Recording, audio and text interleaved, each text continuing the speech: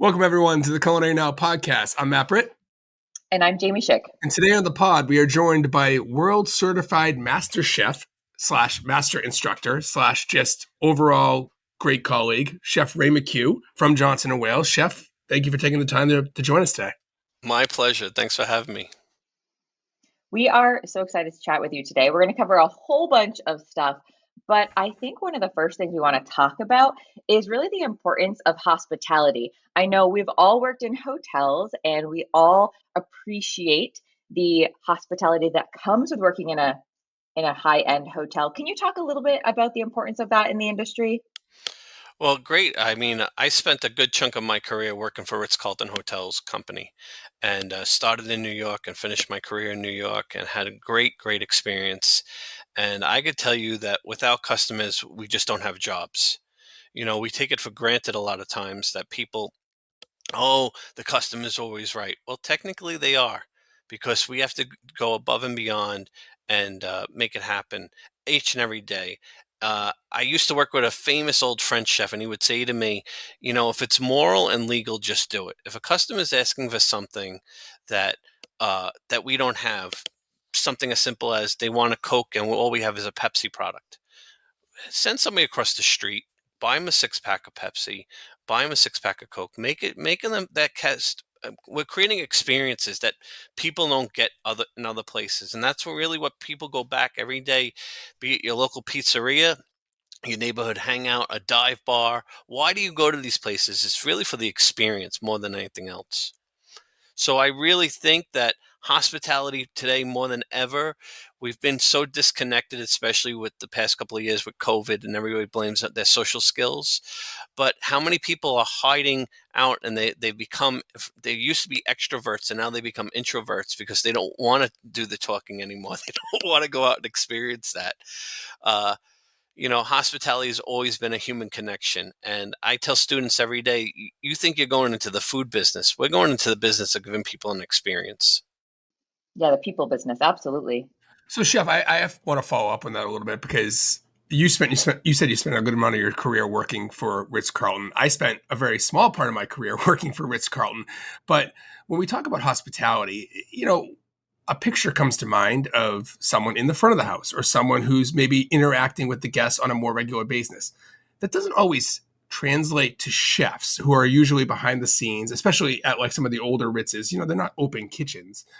How can a chef, or do you have any stories about how chefs can play a role in sort of elevated hospitality, maybe from the Ritz or from whatever experience you might have? Yeah, I can give you a great example. We used to do quarterly awards with all the departments in the hotel. And one of my breakfast cooks got an award and he asked me, Chef, can I do a 5-minute speech? And I said, yeah, go for it. And he sat in front of the whole hotel and he says, you know, I think I have the most important job here. And everybody was at first taken back by that. And he says, you know, every morning I come in and I make breakfast and omelets and we send them to all these rooms to these VIPs and whatnot. If that person doesn't get a good omelet, the CEO of a Fortune 500 company, if they don't get their coffee hot, if they don't get their toast the way they requested it or the eggs the way that it's done, I could have potentially ruined that CEO's entire day. And I want to tell you that sitting in that room and hearing that speech really was a paradigm shift for me to see how people take their job and being so passionate to the next level. I mean, we take it for granted. Breakfast is breakfast. Yeah, you know, especially if you're staying at a hotel, you wake up, oh, I just need a pot, you know, the average person, I just need a cup of coffee in me to start my day. But it's the touches, it's the finishing, it's the attention to detail on all those things that really make chefs take pride in the work that they do. I knew of Kerry Simons, who was a chef out in Las Vegas, and he was known as he passed away a few years ago, but this guy was the rock and roll chef. I mean, that's what he was known for, and celebrities, movie stars from LA and rock stars and everybody could who's who would eat in his dining room on a regular night. And he would actually go on tour with some of these musicians, you know, and he didn't do it because he got paid. He did it because that's what he loved to do. He loved to be behind the scenes. And even when he was in his kitchen, he was never out mingling with these rock stars and movie stars. He was in the kitchen working because he wanted to provide good, wholesome food. I love that. I think as chefs we need to embrace that mindset and that side of it too, because I think a lot of times we think that hospitality is just front of the house, but it's 100% in the back of the house as well. So this kind of leads me into the next thing I want to talk about, which is the ACF, which you've been a part of for a really, really long time, and that's the American Culinary Federation. And did was hotels where you got started and introduced to that, or how did you first get into the ACF? So believe it or not, it goes back to the 90s. I was When I was a student at Johnson and Wales. Somebody had started talking about the ACF, and we had a very strong at the time a junior chapter here on campus. And being a freshman, and I'll be honest with you, Jamie, there was a lot of pretty girls that were older upperclassmen in the ACF, and being a freshman, and it was like, hey, this is a great thing to join, to mingle with other people who are very like-minded. So I was exposed to the junior ACF here in the late 90s. And then when I went out and worked in the industry for a good, I'd say almost dozen or so years, I had no time to be a part of an association. I was busy working, I was busy traveling, I was busy doing other things. Only when I came back to teach at Johnson and Wales, um, a chef by the name of George Opalenik was very influential in getting me, and you both know who he is, getting me back involved with the ACF. And he said, you've taken all this, you have all these great experiences. Now it's time to share with the next generation of chefs and be involved with something that really uh, is close to your heart. Something, when you share your passion for something, it extrudes you. And that's when I've gotten involved with the ACF. And I coach teams over the last 10 to 15 years. I've coached students. I've taken them on international competitions. We've won at the local level, the state level, the national level, even the international level. And now to see, fast forward, let's just say 10 years right now, to see those students on the cover of resorts and club magazines. Tracy Hoffer was a former student of mine. She's the executive pastry chef of the Chevy Chase Club down in Maryland. Gio Linez has gone on to be the executive chef of the Patterson Club in not in New Jersey, in Connecticut. Jay Louis runs a very successful high-end restaurant in Taiwan. uh, Biao Hung, another student, he has a Michelin star in China. To see these students come into their own now, it's like a proud parent moment for me. And So, you're still doing this. I mean, I know you're traveling, or you're training rather, a young Johnson and Wales chef to go to India in the winter spring for the Young Chef Olympiad. But I'd be remiss if I said, you described something where when you started, when you were a culinary student, it was like bustling. And I just get a feeling that, like, there's not as much of urgency to join a professional organization as a young culinary student as maybe there was. Even when I went to CIA in like the early 2000s, it was a different game. People were like signing up in record numbers to join. And I feel like it's different now.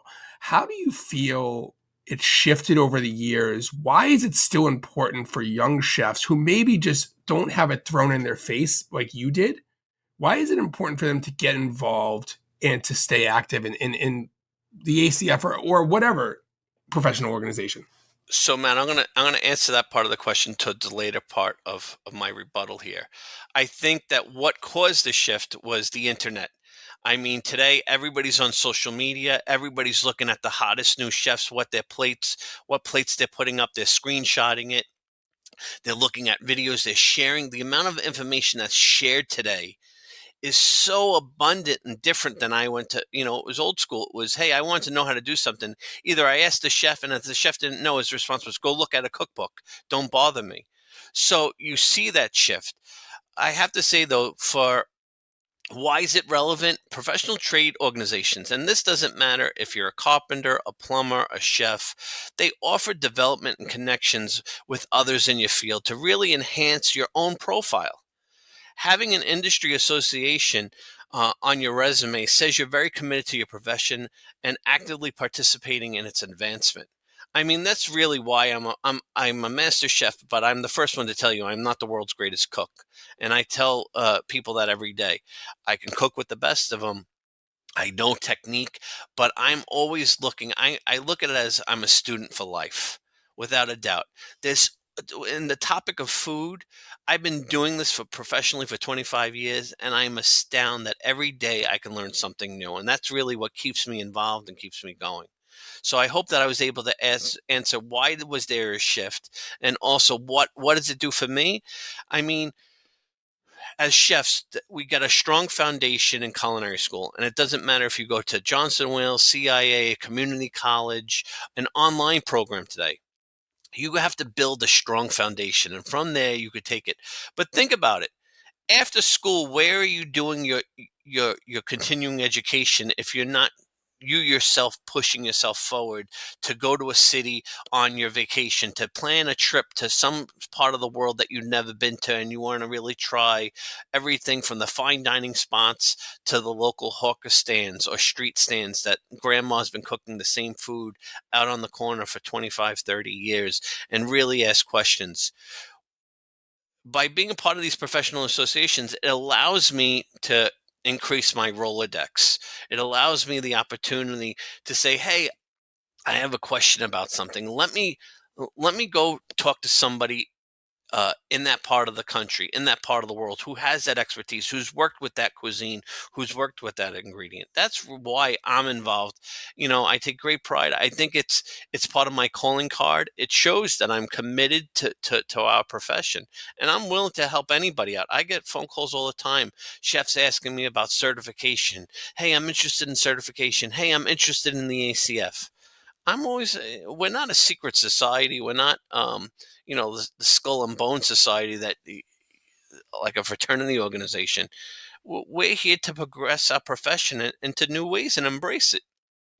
You want to learn about sous vide cooking 15 years ago. Nobody had any idea how to do that. Nobody had any idea how to, what it was. And it was all the information that was out there was all technical terms that was written by food technologists and food scientists. How do I take that and break it down to explain to an 18-year-old now of what you can and can't do uh, with the sous vide machine and the benefits of it, and how we still have to watch out for food safety and worry about things that we try to drill into people's head, that time and temperature abuse are the number one things in food safety. And you can't take a piece of chicken that's smelly and green in the walk-in and say, "Hey, we're going to put it in a thermal circulator and create botulism and see what happens."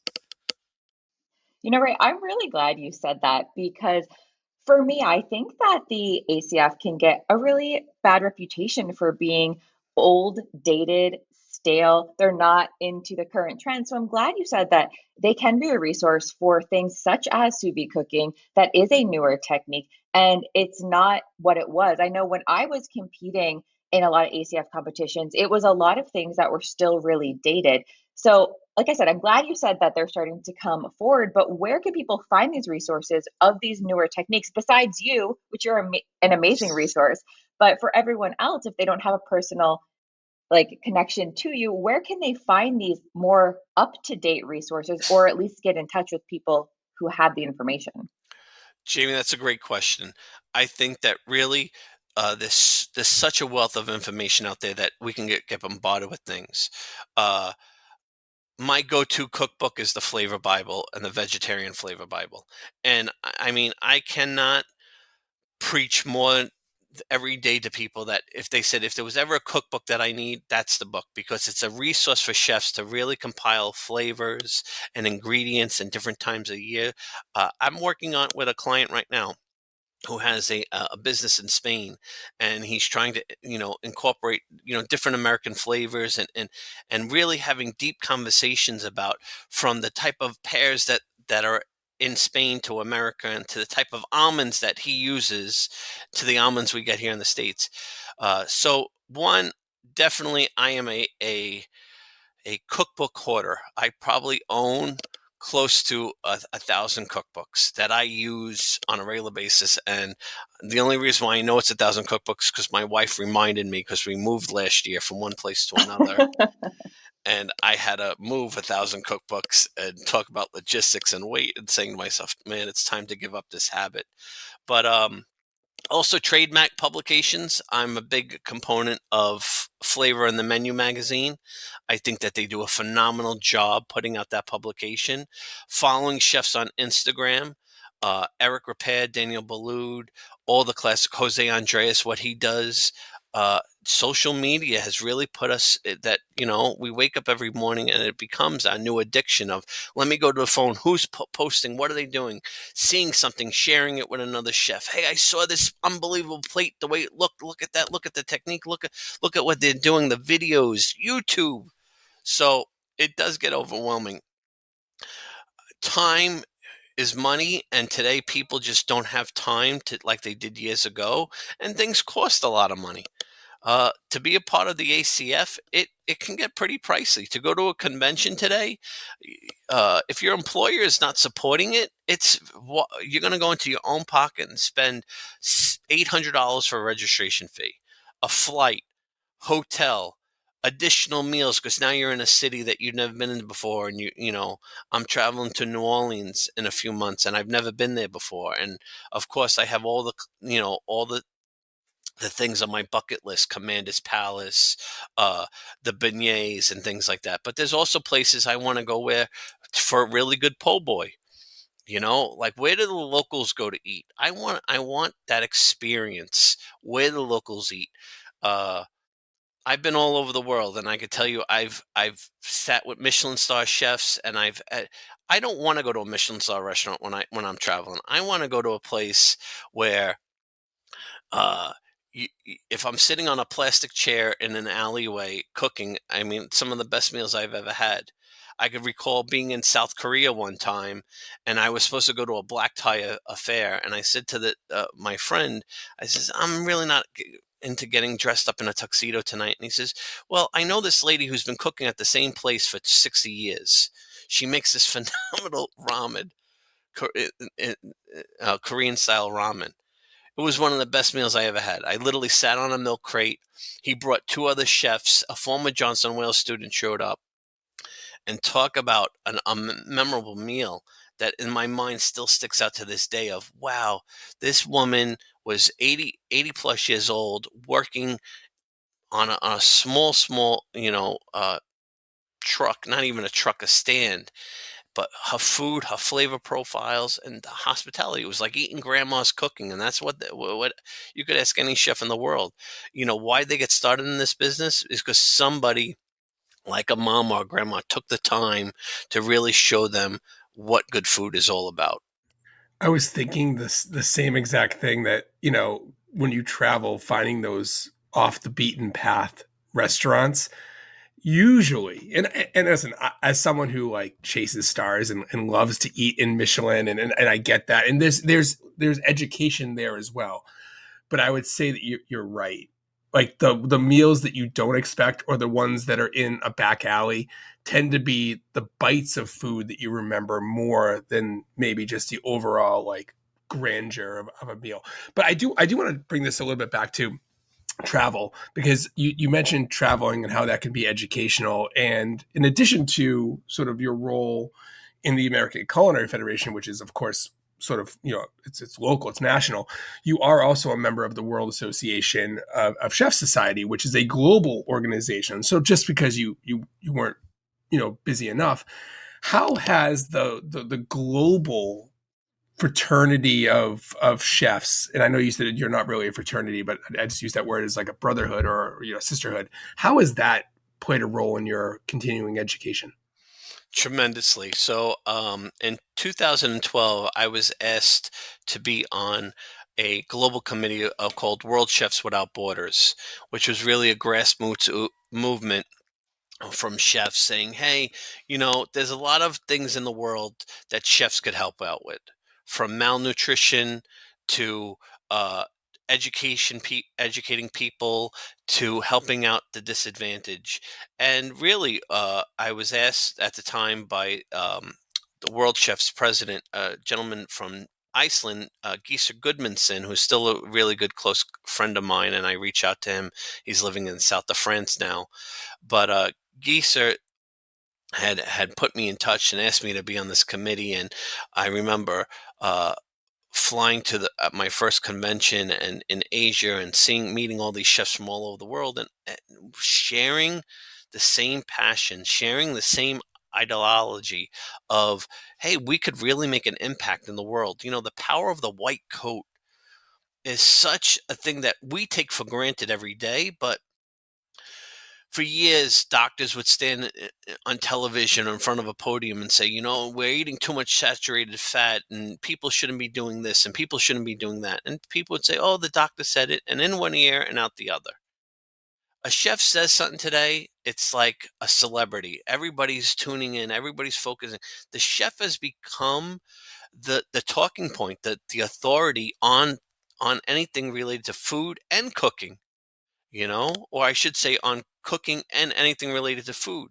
Customers are coming into restaurants asking the chef, I was at the farmer's market. I saw this. What do you think what's your opinion of GMOs? What's your opinion of organics? What does it mean to be sustainable? Those questions weren't asked. Even a dozen years ago, those questions were never brought up. Customers are walking into establishments now asking, what's your carbon footprint? If somebody would have asked that to us 10 years ago, we'd say, oh, carbon footprint. I don't know what you're talking about. Get the heck out of here. So it really has become the power of the white coat. It's opened up a tremendous amount of knowledge for me, professional contacts.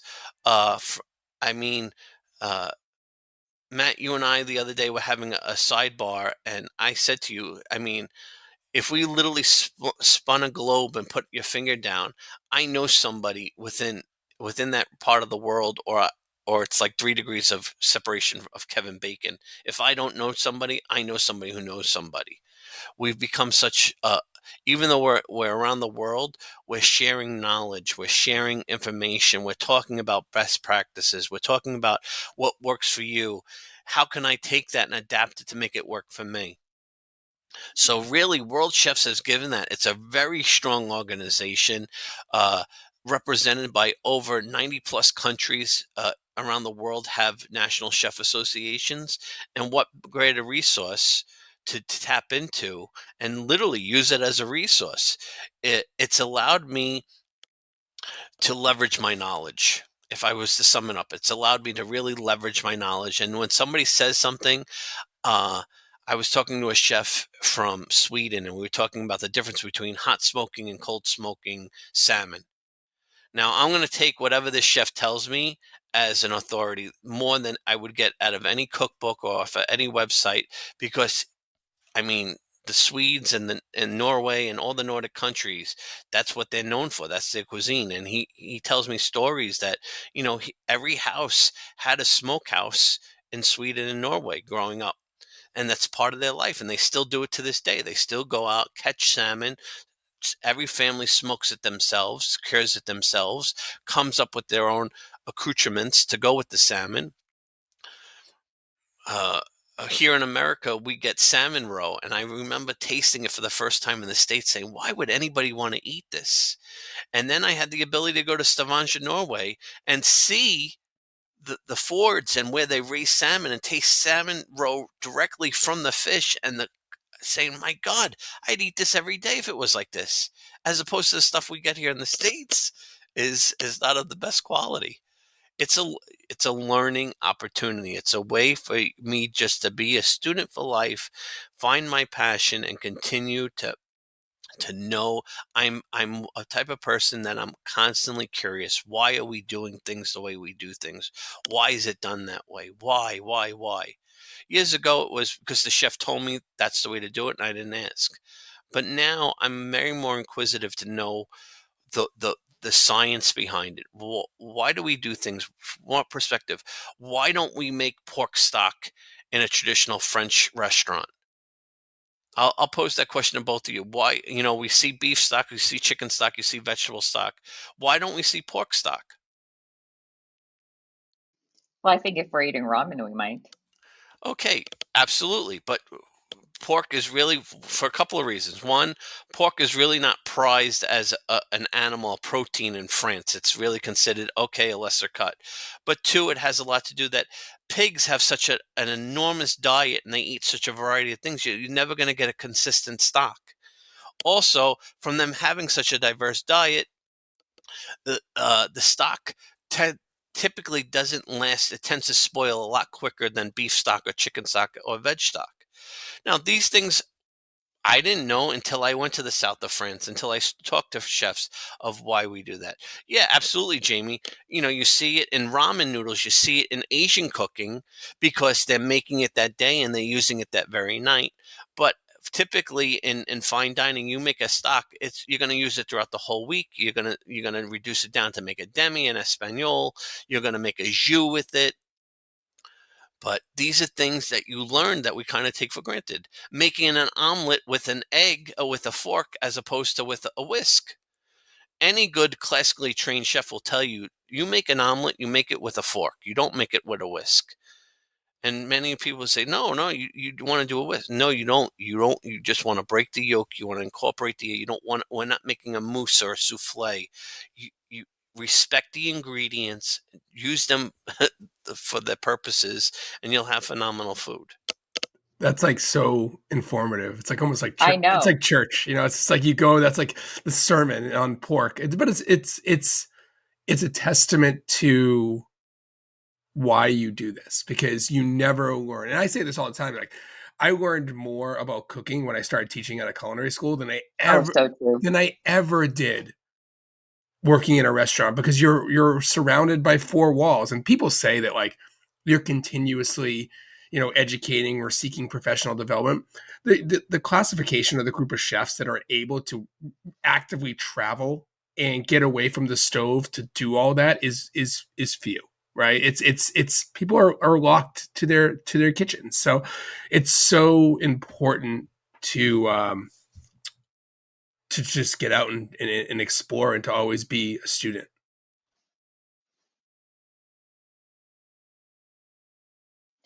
Jamie. So, Ray, I want to thank you for all of this knowledge of information. I have one last question. Well, I think we have two last questions, but the one I want to ask first is, if someone wants to become part of the World Chefs Organization or the ACF, how can they go about joining either of these amazing organizations that can provide all of these connections and resources? So with the ACF, we have over 200 chapters throughout the United States, and actually in other parts of the world as well. We have chapters in Guam. We have chapters in Japan, believe it or not, and the Philippines. There are chapters, and if chefs are interested, they could uh, they could start a charter with a chapter. There's a process like anything else, but so getting involved on the local level. I mean, people tend to be overwhelmed. Where do I begin? Where do I start? Local, just like you would if you want to open your own restaurant. My advice is always start with the neighborhood. Become the best bistro first, and then take it up to the next level. You don't start reaching for stars and stripes and accolades. Start with your locals. Start with the people around you. Start with the ingredients around you. What's available.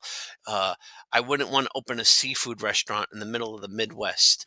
It's just because it doesn't serve a purpose. What are we trying to accomplish here?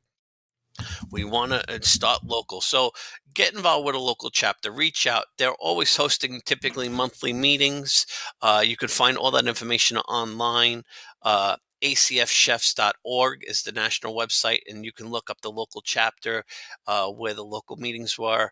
Matt and I were at a local meeting on Monday night where chefs from Davies High School, I want to give a shout out to them, and their culinary instructor, Chef Santos Nieves, does a phenomenal job teaching the foundations and making a relation. Now, a student here in Lincoln, Rhode Island gets to see what's going on and meets a chef from Johnson and Wales, or meets a chef that owns a restaurant or is a corporate chef, and start networking. It's not what you know, it's who you know at the end of the day. The networking opportunities that are out there that we take for granted, really looking at getting involved and meeting, from a business standpoint, we typically meet customers and clients, but we also meet people in our field that can open up doors and opportunities. Uh, I got a call from a headhunter 2 weeks ago. And I'll give you just two examples real quickly. I know that we're running short on time, but real quickly. I get a call from a headhunter based in Alabama. And she calls me and she says, Chef, uh, the chef at the University Club in Providence, which is a prestigious private club, is retiring after 28 years of being in that position. She says, we've been looking, we started a national search, we've been looking. Is there anybody you know? And I said, give me 24 hours. And she told me the pay was it was an exceptional job. I mean, this is one of the jobs that few and far between chefs would give their left arm to take this type of a job. It paid well into the six figures. It quality of life was unbelievable. Budget was like carte blanche, like the chef could buy anything. It was a chef's dream job, really a chef's dream job. But they were having a hard time finding somebody for the Providence, Rhode Island market. I got on my phone. I created a text message, copied and pasted, sent it to about 6 key people that I knew that would be good candidates for that job. One of them called me and said, Chef, I'm really interested. I'm happy with my job now, but I'm ready to spread my wings and do something else. Headhunter called me 48 hours later and says, I cannot thank you enough. I couldn't have been able to do my job without that, and sent me a beautiful note and a gift card. And I'll give you another example real quickly. Unfortunately, the team chef of the Boston Bruins recently passed away. I had gotten a phone call from a chef in Florida saying, "Hey, uh, my buddy's in charge of looking for the new candidate for the team chef of the Boston Bruins. They don't want to publicize because they feel it's going to be too dramatic. It's gonna take too long of a time. Do you have any candidates?" I had put the word out to a few of our students that had graduated a few years ago that were performance chefs. They're working for college teams, and I don't want to give away their names or the colleges that they work for. But I reached out to several of my former students and I said, hey, this is an opportunity. And two of them jumped at it and said, first off, both of them were from New England. They're living in a different part of the country. And they were huge hockey fans. I mean, talk about a win-win. How would you like to go to work every day and cook for people that you've idolized your whole entire life and get to make an impact like that? Both of them interviewed. I can't disclose information because of confidentiality, but both of them did a phenomenal job. And it's about networking. It's not what you know, it's who you know at the end of the day. So many people, sometimes I scratch my head, how did that person get that job? It came down to them knowing somebody as opposed to their own skill set. That's so inspiring and amazing. And it's just crazy because we knew Keith, the former chef of the Absolutely. Bruins. I mean, we had him on this podcast, and it's just like it was such a blow to have him, leave us. But we were so lucky and thankful to have him on. And I don't want to go negative, but I do want to spin this and have one final question. And in the spirit of being thankful, for even knowing that person or for having you on. I know this episode is probably going to be released the day after Thanksgiving. So you've already cooked your turkey, and this is where we can have a little fun or a little whatever. I think chefs are always tapped to, take charge if they're in a family with preparing the meals after Thanksgiving. And I want to say that there might be limited options on what you can do. What do you do with the leftovers to kind of, make it fun or to wow your wife or your family or what have you? You're going to think I'm crazy? Turkey tacos. No, I think that's awesome. Turkey tacos. Turkey tacos are a big hit, a big, huge hit. Um, picking all that meat off the bone, shredding it up, and making a nice tomato-based sauce or cilantro-based sauce. And you know what? People are tired. Nobody wants to eat stuffing, so why not put it in a corn shell or tortilla shell and a flour shell and roll it up with a little. I mean, my wife is obsessed with guacamole and sour cream. I mean, she's a very good cook, and I could tell you, but I could put sour cream out and a bag of chips, and she is like the happiest person in the entire world. So turkey tacos will be on the weekend menu at our house after Thanksgiving. But so it's not just like a gobbler sandwich in a taco. It's kind of a hybrid, right? You have Oh, some that of was my question too. it sounds like you have some of the turkey accoutrements, maybe a little stuffing, but then you add like maybe a traditional, red like Mexican inspired sauce or what have you to sort of Yes, just bring it a little bit outside. a barbacoa, type of Yeah. thing. No, Yeah. that sounds delicious. Like I'm a sucker for turkey sandwiches. I do a lot of turkey soup. I've done like turkey pozole and things like that on the sort of Latin American, inspiration there. But I think that's a really kind of fun twist because everyone loves tacos. Like all three of my kids, you say the word taco, they literally like start yelling. It's crazy. It's my dinner tonight. Yeah, it's not mine, but whatever. So that's a cool trick, Chef. Any other like sort of holiday traditions that you like or that you really cherish this time of year? I people always ask me all the time, don't you why would you want to cook for the holidays? Why? I got to tell you something. It was never cooking the holidays at the hotel. I mean, Thanksgiving, Christmas, Mother's Day would be the craziest days of the year for a chef in a hotel. Oh And my God.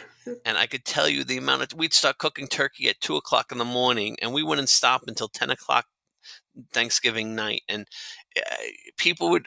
You wouldn't believe if I told you the amount of volume that we would do from gravy. I mean, making gravy in 50-gallon batches because you'd go through two or three, batches on Thanksgiving because people are piling on, and having a good time. Um, I never missed working the holidays. What upset me as a chef is the very next day when everybody was in bed sleeping and relaxing. I had to be up at 6 in the morning to go back to the hotel to make sure that somebody didn't get their omelet wrong or didn't get, and that's really so. When it comes to the holidays now, and especially that I'm able to spend it with my family and my in-laws as well. I enjoy cooking. I take full pride in that. And uh, my in-laws are French Canadian descent, and uh, not knocking them. They like good food. They have a particular style. But when I start cooking, I mean, nobody talks. I remember cooking for them for the first time, and it was silent. I said, "Oh my God, they don't like my food." And then they all came up to me afterwards, and they're like, "This was the best meal we ever had in our lives." That's funny. So I laugh at that. So the food's good when nobody's talking because everybody's too busy eating. It's so But yeah, it's so funny. Like you talk about the holidays at hotels. I still have nightmares about Mother's Day at the Ritz Carlton. Just like rolling racks of shucked oysters. Like that's how you knew you either messed up or you were really good if you had to do oysters for Mother's Day at the Ritz. But um, this is super fun. So Chef, thank you so much for taking the time and I know I'll see you soon, but if anyone's interested in getting involved in the ACF or other professional organizations in your within the Johnson and Wales community, feel free to connect with myself, Chef McCue, anyone. Jamie's also a certified executive pastry chef, so Yep. we're And all I'm a member of the ACF too. we're all connected. So it's a cool opportunity. So Chef, thanks again for taking the time. my pleasure. Thanks for talking. Thanks for having me on. I really appreciate it. It was really fun and enjoyable. Thank you.